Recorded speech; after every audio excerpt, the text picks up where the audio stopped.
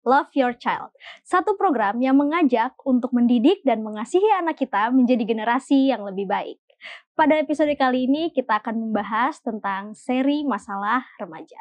Tapi saya tidak akan sendirian dan saya akan ditemani oleh Ibu Helena Valentina Saragi. Halo Sarah. Halo Ibu, bagaimana nih kabarnya? Luar biasa. Puji Tuhan. Jadi saya akan kasih tahu di sini bahwa kita akan bahas tentang topik mempersiapkan anak menjelang masa remaja.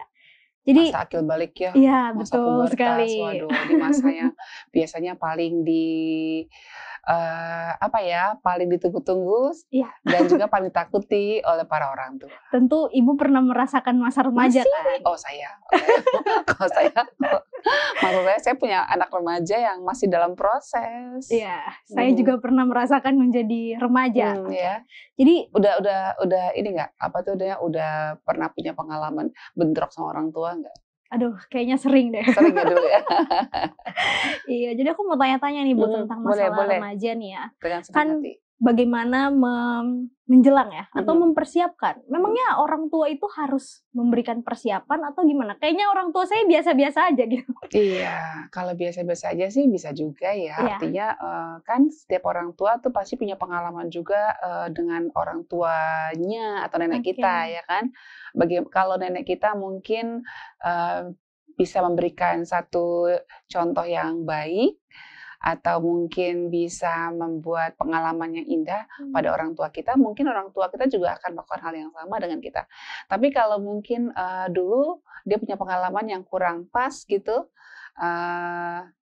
lalu orang tua kita merasakan juga bahwa kondisi hubungan dia dengan orang tuanya kurang harmonis, nah itu bisa juga membuat dia berubah atau malah melakukan hal yang sama kembali gitu.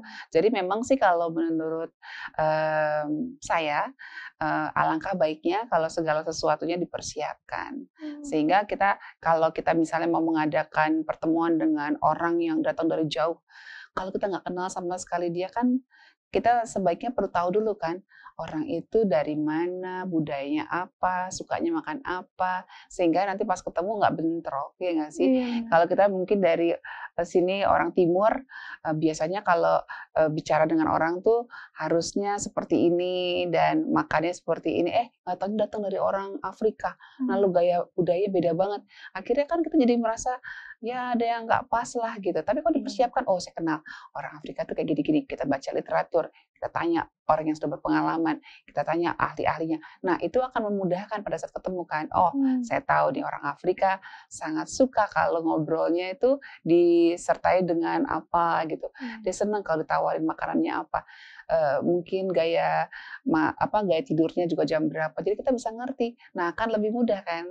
Akhirnya nanti suasana di rumah akan menyenangkan, demikian juga orang muda karena remaja ini kan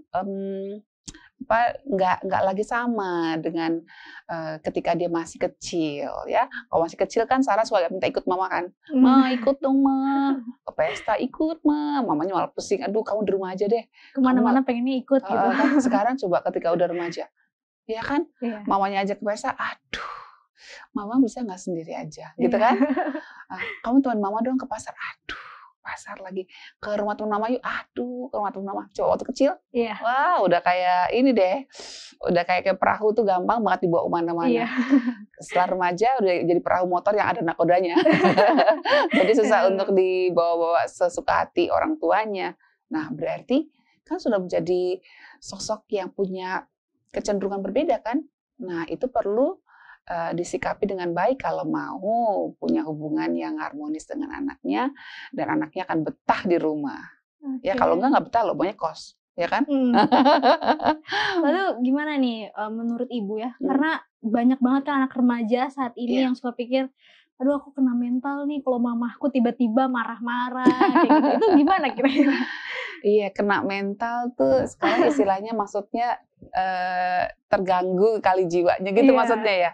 Padahal sebenarnya mungkin maksudnya tertekan ya, merasa sedih, stres atau jengkel, kecewa, campur aduk lah di situ.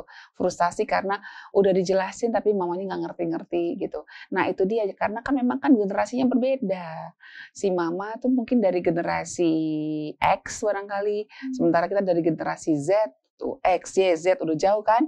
Jadi yang satu pinginnya kalau ngomong itu dengan cara yang runtut, santun, dan kalau boleh dengan tulisan. Sementara kita maunya pakai teks aja cukup gitu kan. Sementara kita mau pakai teks di WA singkat-singkat kayak begitu, mama merasa tersinggung.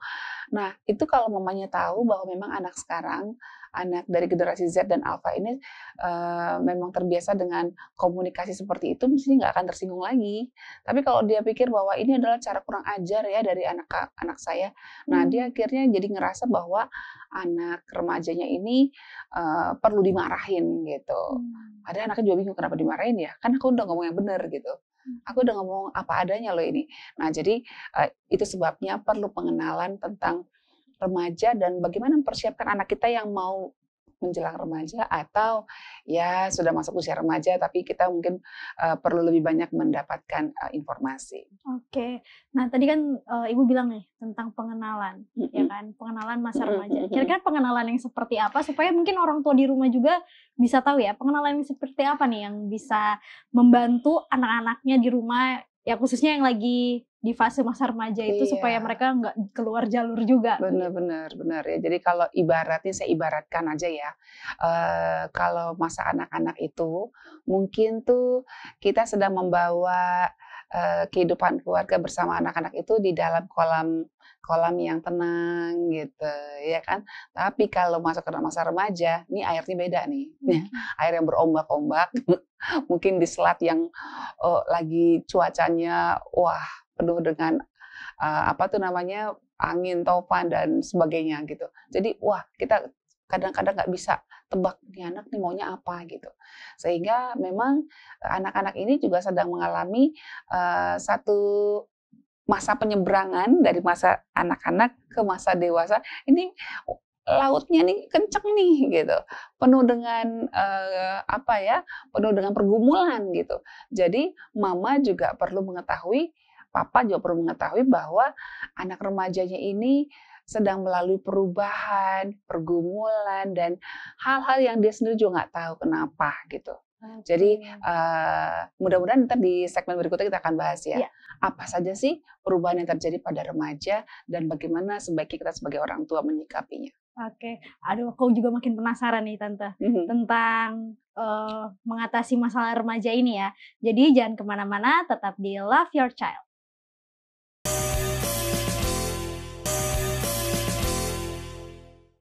Kembali lagi bersama kami di program Love Your Child. Oke, jadi Ibu aku mau bahas lagi nih yang tadi supaya aku bisa terpenuhi ya kekepoan aku tentang masa remaja ini gitu. Walaupun sudah dilewati. Iya. Supaya nanti kalau udah punya anak gitu kan bisa ada persiapannya gitu. Boleh. Oke, jadi aku mau tanya nih ke Ibu ya tentang perubahan apa yang terjadi kepada anak remaja. Karena keponakan aku di rumah kalau contohnya dia dibangunin nih tidurnya terus karena kesiangan kan. Mamanya tuh langsung marah-marah, terus dia jadi juga marah-marah juga. Itu gimana tuh, Bu? Iya, nanti anaknya bilang gini ya, kok mama nggak pengertian sih Iya, gitu bener ya. banget. Jadi ya itu dia. Jadi salah satu hal yang perlu diketahui oleh para orang tua, baik ayah maupun ibu, bahwa ketika anak memasuki masa pubertas, masa remaja, itu banyak sekali perubahan yang terjadi dalam diri dia. Jadi contohnya tuh seperti tadi dia kan mungkin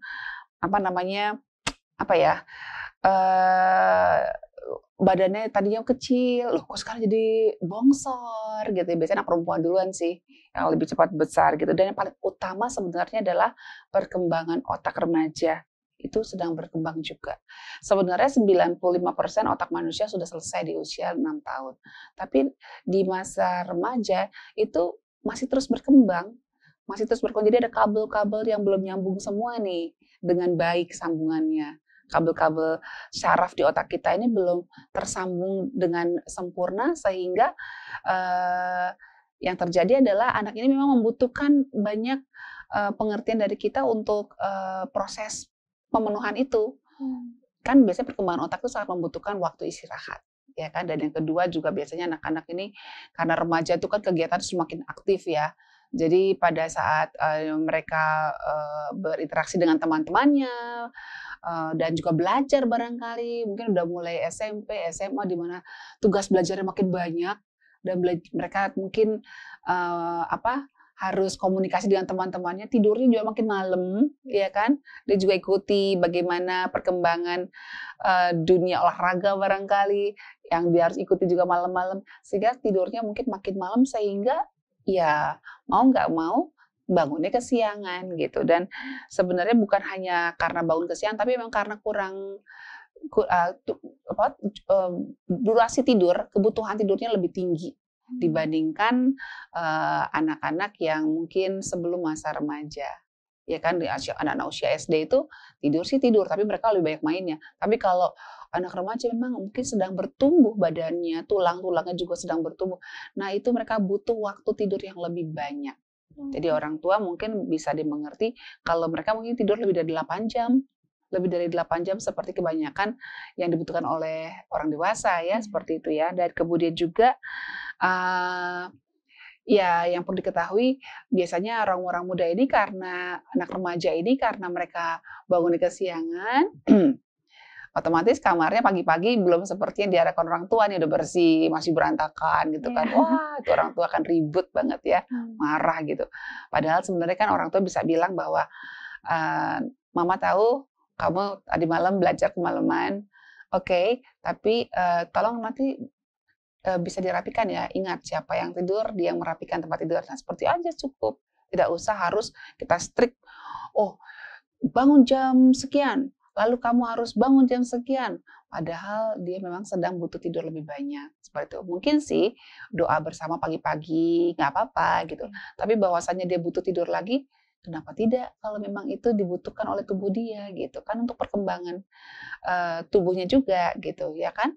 Kita mau kan dia tinggi, nah makanya kasih dong kesempatan untuk tulang-tulang itu memanjang gitu. Terus kemudian juga memang ini sering yang jadi keributan dari antara orang tua dengan anak adalah kamarnya kok jadi bau ya gitu. Bau banget sih nih gitu.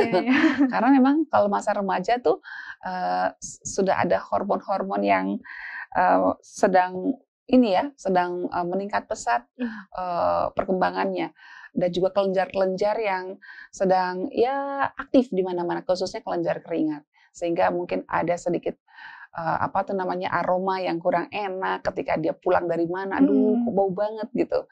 Apalagi kalau habis olahraga, masuk rumah, aduh, masuk kelas nih kalau guru-guru pasti tahu deh, anak-anak SMP, SMA tuh aromanya beda dibandingkan anak-anak SD atau TK ya, beda-beda banget. Kalau saya udah hafal tuh. Nah, itu kita perlu mengerti bahwa memang itu sedang perkembangan bukan karena mereka bersalah kayak nggak mandi gitu, nggak. Tapi paling tidak kita peringatkan sama mereka, "Nak, kelenjar keringat kamu saat ini sedang aktif-aktifnya loh. Jadi perlu ya rajin-rajin mandi, jangan sampai lupa untuk mandi pagi atau mandi sore gitu. Dan gunakan juga mungkin ya untuk membawa aroma yang segar di dalam tubuh gitu." Misalnya di ketiak diberikan deodoran sehingga teman-teman tidak menjauh dari anak kita. Ya seperti itu perubahan fisik yang terjadi pada anak-anak remaja ya. Iya benar. Lalu bagaimana dengan dari sisi orang tuanya ya, Bu? Kayak contoh, "Oh, karena anak saya masih remaja, jadi saya mau anak saya ini jadi anak yang berprestasi. Jadi saya mau kasih les nih semuanya." Apakah itu juga mempengaruhi si anak jadinya perubahan emosinya Iya, dan bisa lain sebagainya? jadi, Karena bisa mungkin tadi kan jadi. capek juga kan, capek Heeh, kurang durasi untuk benar. tidurnya. Kalau sepanjang les itu adalah pilihan bersama, artinya udah didiskusikan dengan anak, saya pikir nggak masalah ya. Karena dia juga pasti akan senang ketika niat untuk les itu adalah untuk meningkatkan kompetensi dia. Dan ingat, anak-anak remaja itu senang banget kalau peer group-nya atau teman sebayanya itu mengagumi dia atau menerima dia. Jadi kalau misalnya, "Nak," orang tua bilang sama anaknya, "Gimana kalau kamu ngisi waktu dengan les musik, Nak? Mumpung kamu belum kuliah, nanti kalau udah kuliah padat loh." Gitu kan. Terus, "Buat apa, Ma? Nambah-nambah kerjaan aja." "Kamu nggak mau nanti kalau kamu kemana aja, pasti orang akan butuh kamu. Kenapa kalau orang yang suka main gitar atau main musik, wah, selalu deh dikerumunin sama orang-orang loh, sama teman-teman, apalagi cewek-cewek seneng banget loh sama anak cowok ya. Kalau ada perempuan, wah cowok-cowok suka loh kalau perempuan suka main musik, main gitar kah, atau main biola, main piano, seneng loh nak. Kita kasih pengalaman, tahu nggak? Dulu tuh begini, begini. Kasihlah sosok-sosok yang menjadi figur di mana mereka bisa mengisi waktunya dengan les yang berguna buat masa depan mereka dan juga kehidupan sosial mereka. Pasti mereka mau. Wah, aku jadi penasaran banget nih Bu tentang materi ini. Dan ada satu pertanyaan yang aku mau kasih, tapi setelah yang satu ini. Jadi pemirsa di rumah jangan kemana-mana, tetap di Love Your Child.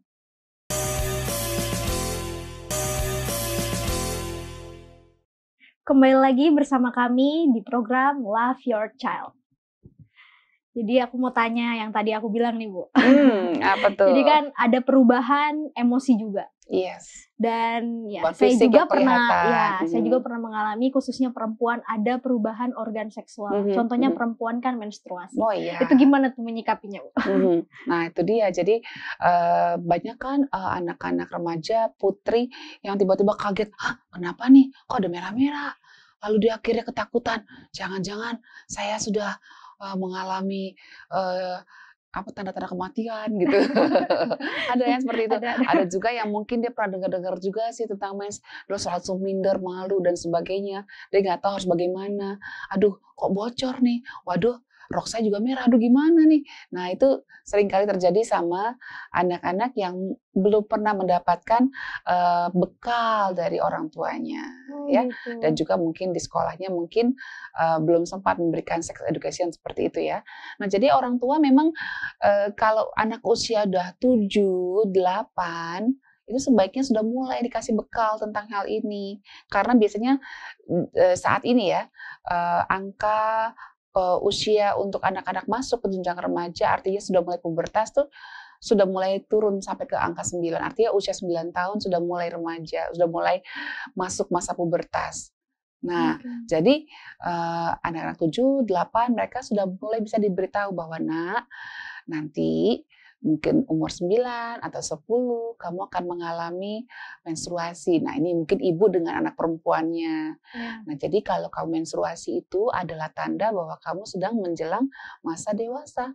Jadi, jelaskan saja apa sih itu yang disebut dengan menstruasi. Menstruasi itu adalah kamu sudah mulai bisa memproduksi sel telur di mana kalau dibuahi akan bisa menimbulkan kehamilan dan seterusnya. Tapi kalau belum dibuahi maka kamu akan mengalami yang disebut dengan menstruasi. Jadi nanti ada darah yang keluar dan itu sangat normal.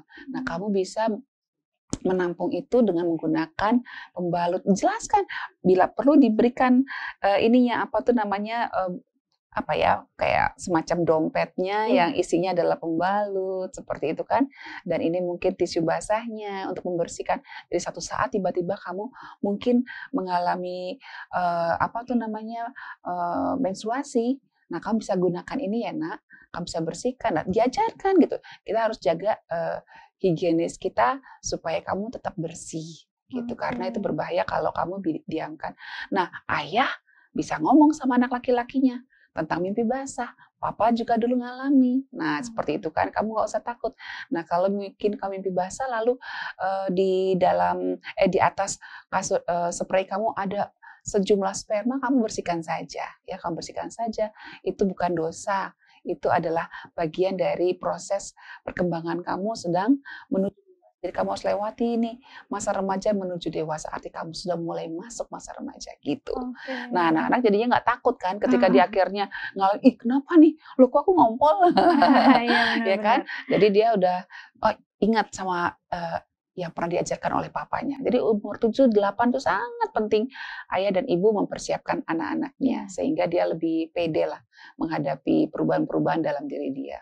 Lalu bagaimana dengan yang kadang suka rendah diri atau ya malu nih, apalagi perempuan ya, saya juga pernah mengalami seperti itu. Jadi malu kenapa udah banyak perubahan. Dan mungkin ibu juga bisa kasih deh tips juga untuk orang tua yang memiliki anak remaja. Iya, pada prinsipnya memang dari hasil penelitian tuh ada 50% 60% anak remaja itu mengalami gangguan kesehatan mental. Kenapa? Karena memang mereka ya tidak berada di dalam lingkungan keluarga yang mensupport dia atau mempersiapkan dia dengan baik. Sehingga ya tadi ada perubahan-perubahan, misalnya payudaranya membesar gitu. Aduh, kenapa begini ya? Nah, mamanya belum siapkan pakaian dalam yang pas buat dia, belum diajarin juga. Jadi anaknya ntar digoda-godain atau diketawain, dia jadi malu, jadi bongkok gitu. Terus kalau anak laki-laki mungkin dia ngerasa kok suaranya jadi bangor begini, kenapa nih? Besar ya. Nah kan itu dia. Terus dia juga mungkin ngerasa ada ledakan-ledakan emosi yang dia juga galau nggak jelas kenapa. Itu semua adalah bagian dari gejala yang wajar muncul pada anak-anak remaja karena sedang menuju proses pendewasaan. It's okay sebenarnya. Jadi ketika dia misalnya olahraga berlebihan karena ini ototnya kurang semaco dia misalnya gitu. Jadi dia olahraga terus tetap aja nggak bisa gemuk karena memang tipenya tipe yang kurang memang tipe yang langsing gitu. Jadi memang tiap orang kan unik ya. Nah, itu mungkin kalau orang tua yang peka kan bisa kasih tahu, "Nah, tenang aja.